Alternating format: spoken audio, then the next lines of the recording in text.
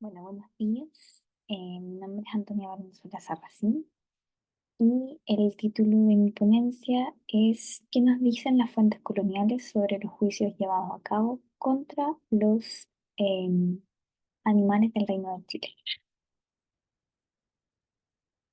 En Europa medieval existen distintos tipos de juicios y casos donde los animales fueron sometidos a un procedimiento jurídico por diferentes razones.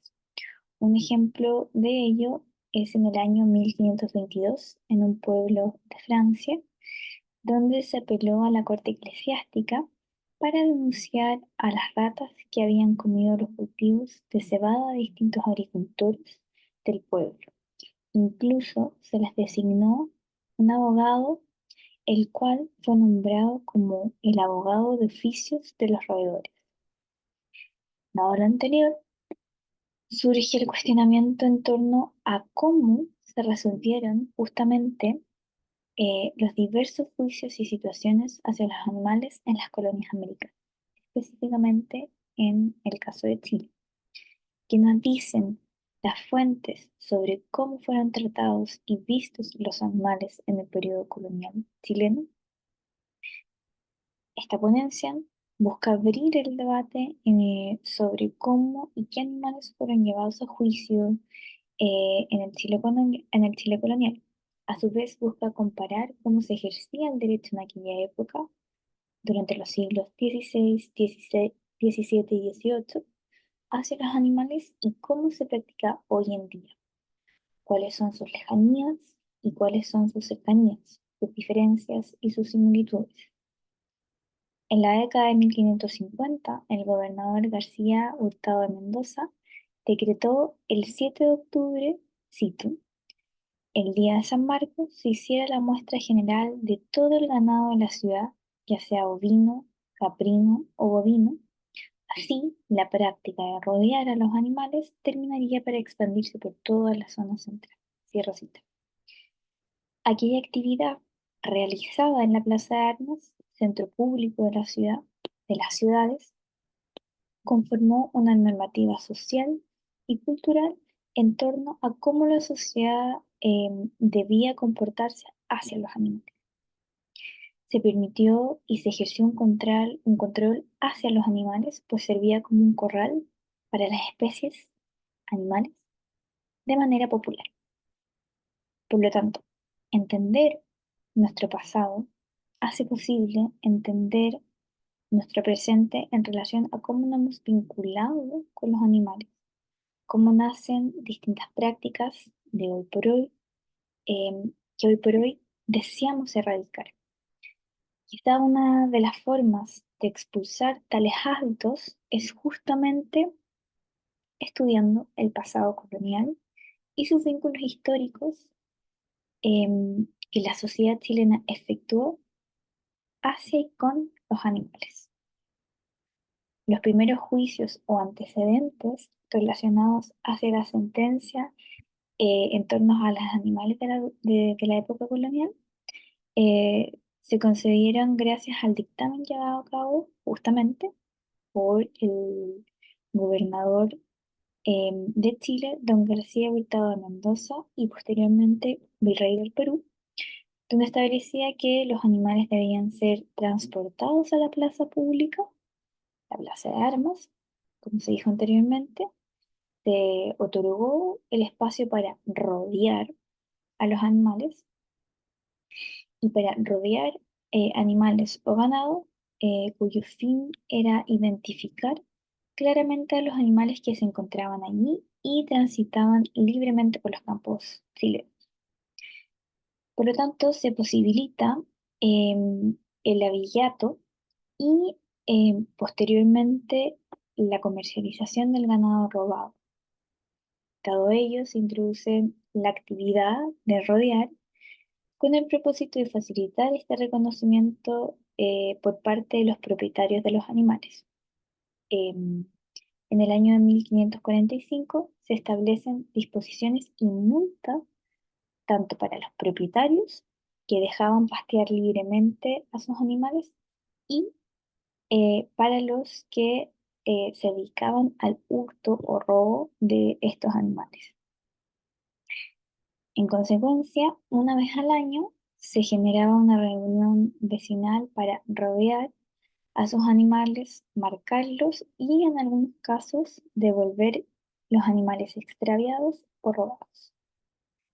Esto ocasionó que se crearan corridas y atajadas de los animales presentes, es decir, que se comenzaron a crear ciertos juegos em, a través de estos animales. Estos animales eran animales traídos de Europa o animales extranjeros que fueron introducidos en el territorio americano, como las vacas, caballos, etc. La expansión de la utilización de estos animales para fines extractivistas comienza a forzarse y a formarse en esta época, pues antes de la conquista, los animales habitantes del territorio sí eran usados para temas de ganadería, pero en una menor escala y también con una connotación y una simbología distinta de las comunidades indígenas, ya sea por temas religiosos o por temas rituales.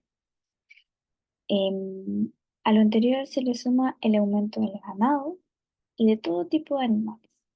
El primer caso, la ganadería incrementó en todas las aristas, por ejemplo, la fabricación de cordobanes, baquetas o correas, de suelas, y estos eran exportados al Perú y a las costas del Pacífico hasta Panamá. Otro tanto sucedía con la grasa de los animales, donde cito, para cuyo efecto, dice el cronista Valle, se matan muchos, millares de vacas, carneros, ovejas, cabras, castrones, cuya carne, por no eh, poderse aprovechar por ser tanta, la queman y la arrojan a los ríos y en el mar para que no corrompa el aire. Solo aprovechan las lenguas y los lomos de las vacas que, salpresadas, envían al Perú por regalo, los que pueden hacer alguna ceniza que venden al Real Ejército y gastan entre años con la gente del servicio. Cierra cita.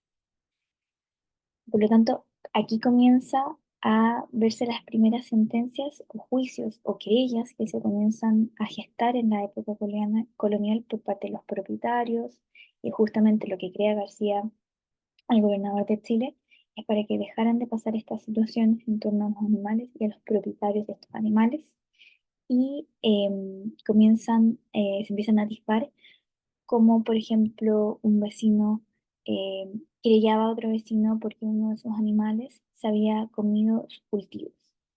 Y así se puede ir revisando las fuentes historiográficas, que se debe hacer un estudio sistemático, porque sí existe mucha eh, investigación en torno a la economía, a, de la época colonial y la relación sociocultural, pero no desde una perspectiva desde los estudios animales, ni de una perspectiva del derecho animal, que sería interesante de trazarla y ver esos resultados en una próxima jornada o un próximo coloquio.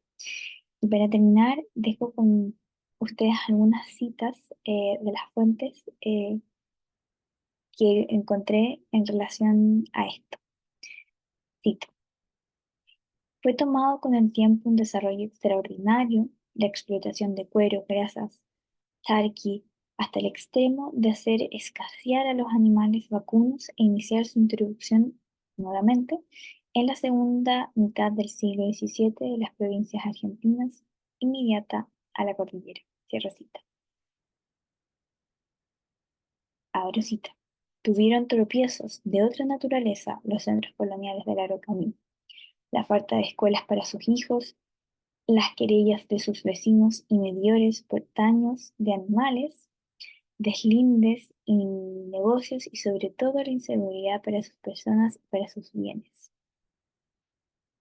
Los extravíos de las autoridades, particularmente militares, llegan a un límite en que la crueldad aparece mucho más refinada. Sin forma de proceso, se fusilaban en las cercanías de los fuertes o poblaciones a los indios autores de algún salteo o robo de animales. Muchas veces estos fusilamientos se hacían por falta de investigación minuciosa. Los individuos de tropa violaban a sus mujeres e hijas de los indios y robaban los cementerios y las habitaciones que reducían a veces a cenizas.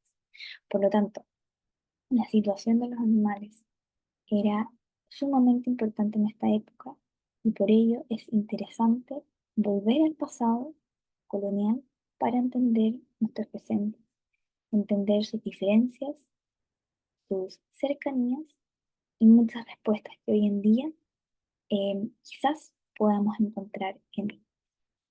Muchas gracias.